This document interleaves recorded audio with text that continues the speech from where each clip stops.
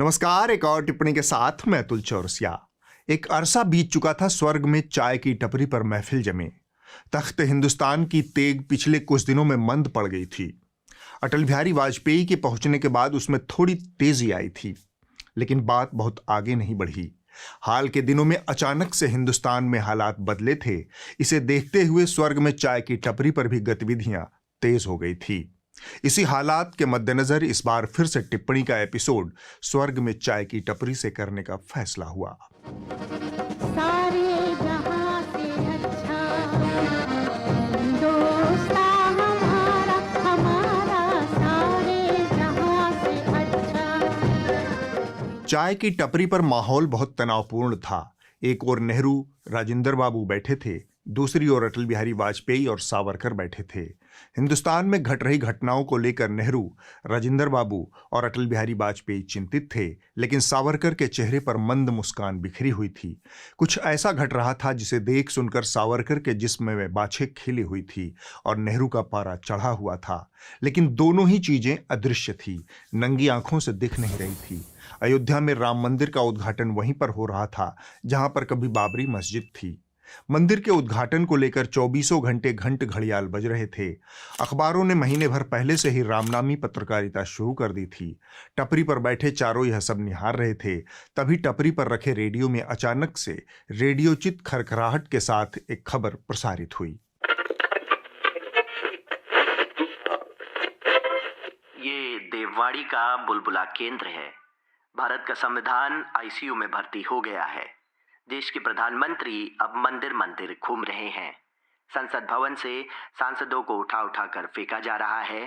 संसद पर मंदिर की महत्ता स्थापित हो चुकी है। प्रधानमंत्री ने मंदिर के लिए उपवास रखने का भी ऐलान किया है। उन्होंने साफ कर दिया है कि भारत का प्रधानमंत्री हिंदुत्व का पुजारी है। उसने शपथ हिंदुत्व की ली है। संविधान का दिखावा करने की अब जरूरत शेष नहीं। नेहरू और राजेंद्र बाबू अवाक होकर एक दूसरे का मुंह निहार रहे थे। सावरकर के चेहरे पर कुटिल मंद मुस्कान अभी भी तैर रही थी। अटल बिहारी तटस्थ मुद्रा में बैठे, सब कुछ समझकर भी नासमझ दिखने का असफल प्रयास कर रहे थे। इस मौके पर नेहरू ने राजेंद्र बाबू से कहा, आपको कुछ समझ आ रहा है? क्यों मैंने आपको सन 51 में रोका था? धर्म की आड़ में जिन आसुरी ताकतों की रस्सी खोली जा रही थी, उसका नतीजा यही होना था। यह सिर्फ विनाश ही कर सकता है। जिन्ना को भी यही लगा था कि वो कोई आज़ाद ख्याल सेकुलर मुल्क बनाने जा रहे हैं, लेकिन जिन कट्टर राक्षसी ताकतों की रस्सी खोलकर उन्हें आज़ाद किया गया था, उन्होंने पाकिस्तान की दुर्गति कर डाली। नतीजा सामने है। जिन्ना के सपनों का पाकिस्तान आज कटोरा लेकर घूम रहा है। अब ये लोग हिंदू पाकिस्तान बनाने जा रहे हैं। इसके हाथ में भी ये वही कटोरा पकड़ा देंगे। राजेंद्र बाबू से कुछ कहते नहीं बना। उनकी निगाहों से बस कुछ तीखे सवाल टपक रहे थे। वो सवाल थे, देश का मीडिया क्या कर रहा है, देश की न्यायपालिका क्या कर रही है और देश का विपक्ष क्या कर रहा है। सीताराम जी की प्यारी राजधानी लागे, राजधानी लागे, मुझे मीठो मीठो सरजू को पानी लागे। शुभ दिन ये आज का आ गया, हुई जीत सनातन धर्म की, घर घर भगवा लहरा गया।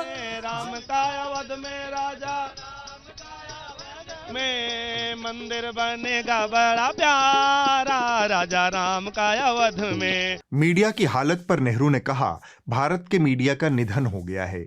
जब नेता ही संविधान की धज्जी उड़ा रहा है, तो मीडिया से संविधान के सम्मान की अपेक्षा क्यों?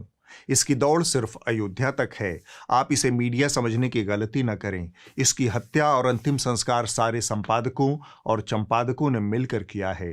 आम सहमति से हुआ यह एक सामूहिक हत्याकांड है, जिसमें भीड़ के न्याय को सर्वोत्तम न्याय ठहराया गया है। मौत के बाद भारत के मीडिया का पुनर्जन्म नए भारत में हुआ है।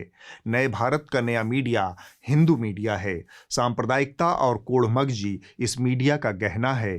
संविधान पहले से ही आईसीयू में है, लिहाजा मीडिया का गाइडिंग फोर्स यानी राह दिखाने वाली रोशनी अब संविधान नहीं रहा। इस मीडिया को राह दिखाने वाली ताकत अब आईटी सेल है। मेरा देश, मेरा देश, मेरा देश, मेरा देश बदल रहा है, आगे बढ़ रहा है, मेरा देश बदल रहा है। अपने ऊपर आरोप लगता देख राजेंद्र बाबू इस मौके पर बोल पड़े।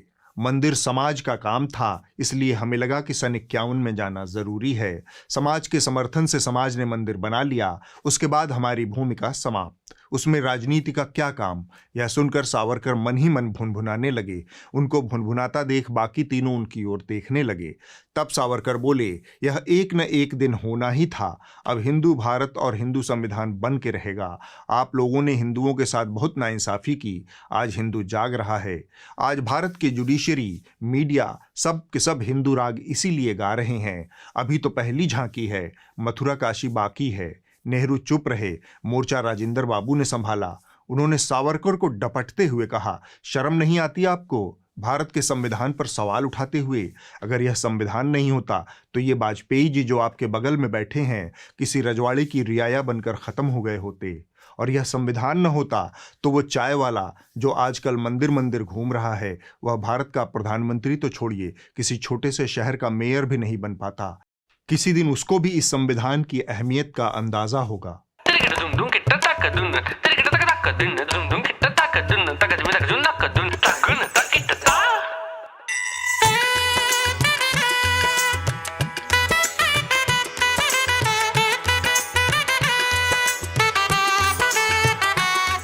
नेहरू इस मौके पर वाजपेयी से मुखातिब होकर बोले, तुम्हारी क्या राय है?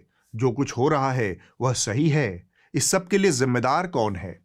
वाजपेयी ने चिरपरिचित अंदाज में उंगलियां घुमाते हुए कहा, मैंने तो बहुत पहले ही कह दिया था, जो हुआ वो गलत हुआ। What happened in Ayodhya on 6th was very unfortunate. It should not have happened.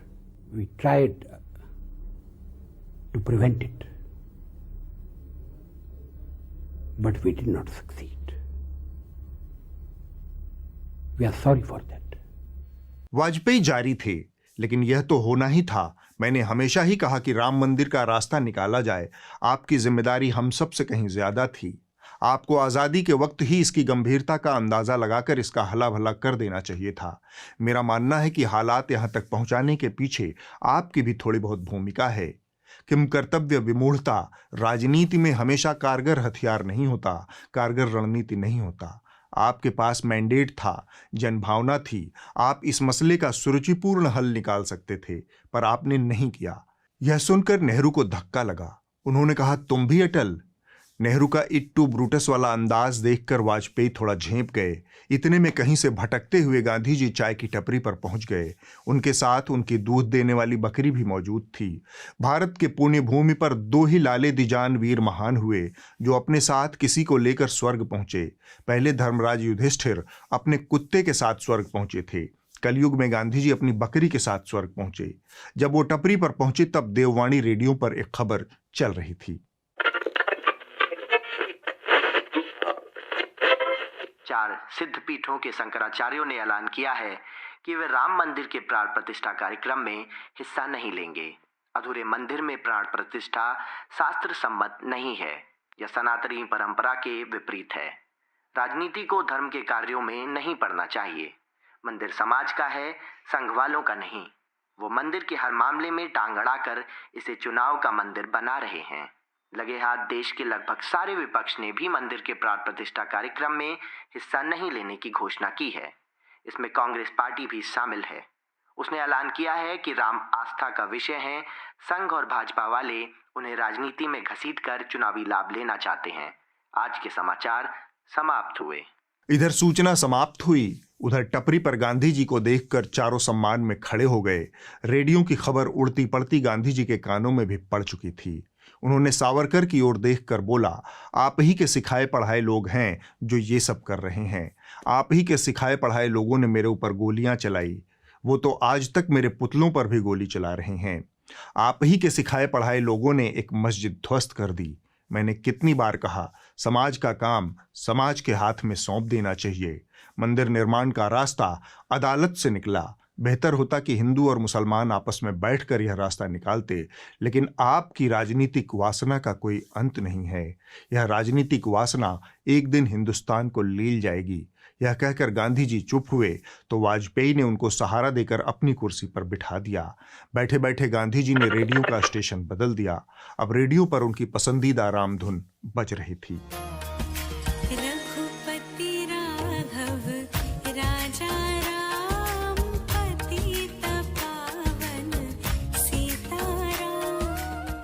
स्वर्ग में चाय की टपरी से आज का प्रसारण समाप्त हुआ। अब पेश है कुछ बहुत जरूरी खबरें जो देश और दुनिया में बीते हफ्ते घटी हैं।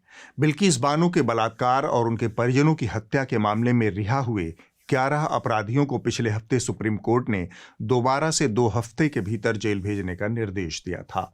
इस आदेश के बाद जानकारी में आया है कि बिल्किस बानो के 11 अपराधियों में से 9 अपराधी भूमिगत हो गए हैं। भूमिगत यानी फरार हो गए हैं। सुप्रीम कोर्ट ने बिल्किस बानो मामले के सभी दोषियों को वापस जेल भेजने का आदेश दिया है। कोर्ट ने प्रशासन को 2 हफ्ते का समय दिया था, लेकिन इस बीच 11 में से 9 आरोपियों के घर पर ताला लटका हुआ है और अभी तक किसी का कोई अता पता नहीं। लगभग 1 साल से लगातार हिंसा की चपेट में फंसे मणिपुर में हिंसा का नया दौर शुरू हो गया है। ताजा वारदात में 4 लोगों की हत्या हो गई है। चूड़ाचांदपुर और विष्णुपुर जिले के सीमा के पास 4 ग्रामीण बुधवार को जंगल में जलाऊ लकड़ी इकट्ठा करने गए थे। वहां पहले संदिग्ध उग्रवादियों ने उनका अपहरण कर लिया। बाद में उनकी लाशें बरामद हुईं। मणिपुर में आज फिर हिंसा की घटना सामने आई है। चूड़ाचांदपुर बिष्णुपुर बॉर्डर पर 4 लोग मारे गए। इनमें से 2 पिता पुत्र। संदिग्ध उग्रवादियों ने पहले उनका अपहरण कर लिया था और आज उनके शव मिले। चुनाव समाप्त होने के साथ ही मध्य प्रदेश में उन बहनों का ओहदा गिराकर सामान्य कर दिया गया है जिन्हें चुनाव से पहले लाडली बहना का खिताब दिया गया था। गौरतलब है कि विधानसभा चुनाव से पहले बहनों को लाडली बनाकर हर महीने उनके खाते में 1250 रुपए ट्रांसफर किए जा रहे थे। अब चुनाव खत्म होने पर ऐसी करीब 2 लाख बहनें हैं जिनका लाडली खिताब छीनकर उन्हें लाभार्थियों की सूची से बाहर कर दिया गया है। मध्य प्रदेश में विधानसभा चुनाव के बाद 1.5 लाख से ज्यादा लाडली बहना कम हो गई हैं। ये हम नहीं बल्कि मध्य प्रदेश सरकार के आंकड़े कह रहे हैं। दरअसल दिसंबर में लाडली बहना की जो संख्या थी वो 1,30,84,756 थी, जो इस महीने में 1,57,921 घटकर हो गई है 1,29,26,835। वर्ल्ड इकोनॉमिक फोरम की एक रिपोर्ट में कहा गया है कि अगले 2 वर्षों में फर्जी और गलत सूचना भारत की स्थिरता के लिए सबसे बड़ा खतरा होगी। फोरम की रिपोर्ट के मुताबिक फर्जी और गलत सूचनाओं के अलावा संक्रामक बीमारियां, अवैध आर्थिक गतिविधियां, आय की असमानता और श्रम की कमी कुछ अन्य जरूरी चुनौतियां हैं जिनसे भारत के लिए मुश्किल पैदा हो सकती है। रिपोर्ट में कहा गया है कि गलत सूचना उन देशों में सरकारों की वैधता को गंभीर रूप से अस्थिर कर सकती है जहां चुनाव होने हैं। भारत में अगले 3 महीनों में चुनाव होने हैं।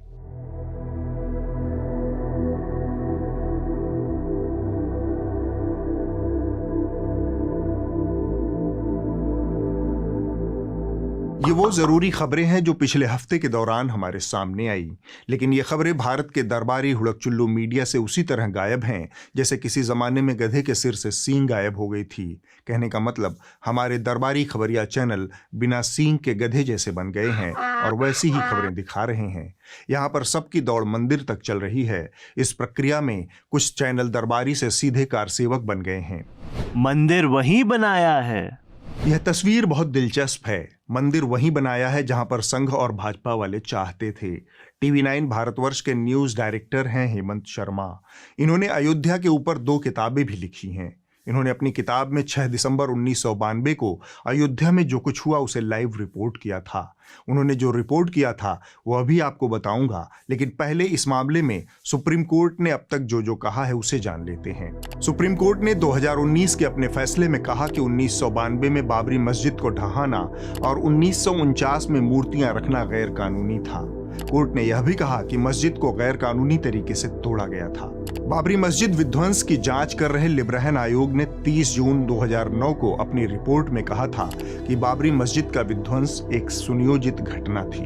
1994 में चीफ जस्टिस JS वर्मा की बेंच ने बाबरी मस्जिद विध्वंस को राष्ट्रीय शर्म करार दिया था। अदालती प्रक्रिया में 2 मौकों पर बाबरी मस्जिद के विध्वंस को सुनियोजित साजिश माना गया। अब आप देखिए कि हेमंत शर्मा अपनी किताब अयोध्या का चश्मदीद में क्या कह रहे हैं। 6 दिसंबर 1992 को अयोध्या से जनसत्ता के लिए भेजी उनकी रिपोर्ट कहती है, विहिप की प्रस्तावित आज की कारसेवा की गुप्त योजना रात में ही बन चुकी थी। रामकथा कुंज में देश भर से यहां आए संघ के विभाग प्रचारक प्रांत प्रचारकों की एक बैठक हुई, जिसमें आज की कार्य योजना का पहली दफा खुलासा किया गया। इस बैठक के लिए रात 12 बजे ही लोकसभा में विपक्ष के नेता अयोध्या आ गए थे। बैठक में संघ के सभी बड़े पदाधिकारियों ने हिस्सा लिया था।